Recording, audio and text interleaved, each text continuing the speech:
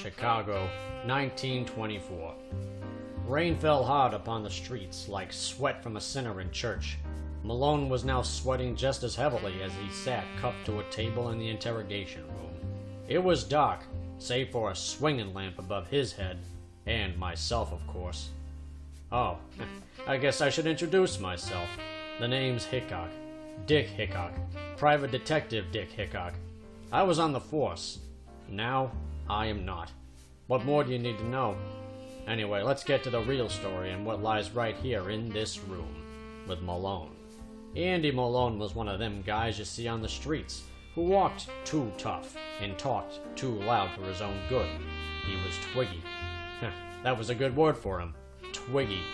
His clothes were too flashy and he always rolled around with some big guys. He was always drinking too much, or harassing a waitress, or some other outlandish cry for attention he never got from his father. Oh yeah, and he was Vinnie Malone's little brother. Vinnie was made, so that was a big deal to most people in Chicago. But Andy thought that also made him a made man, and therein lies little Andy's problem, and how we came to this very room we are sharing right now. You ain't got nothing on me, Dick. He spat, like a baby telling that airplane to dock somewhere else. You just wait till my brother hears about this. Your pals at the force ain't gonna help you then, I tells ya. As he tried to puff up what little air was in his chest, I assumed he was staring at me. Both his eyes looked like the ears of a boxer. You know, all puffed up like cauliflower. I pushed myself off the wall, walked over to the table, and I made sure that he looked up into the light, so he could meet my face, and all he could see was my .38 at the chest. Listen, I know it was you, Andy, who stole it. All you gotta do is tell me who paid you, we can cut you a deal. Hell, I am sure Daddy will get you out in no time. Or should I leave you alone with my partner, MacGuffin, for a little while longer? At that, MacGuffin hopped up onto the steel table with one graceful pounce. His fedora was cocked to one side, and he held half a cigarette in his mouth. He looked adorable, and he twitched at the sight of him, or what little sight he had at the moment, thanks to Mac. See, most people don't know this.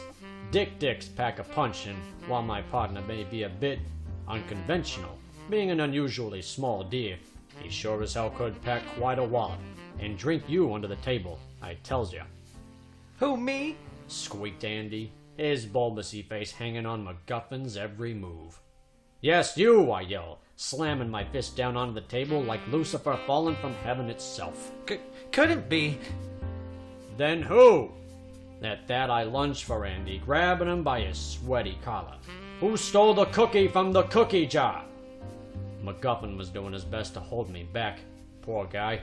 Funny how quickly our roles can change, him and I. Yeah, we are quite a match, him and I. I can see how, without any further context, that this story may just sound completely confusing. So let me start by saying this. Never trust a dame.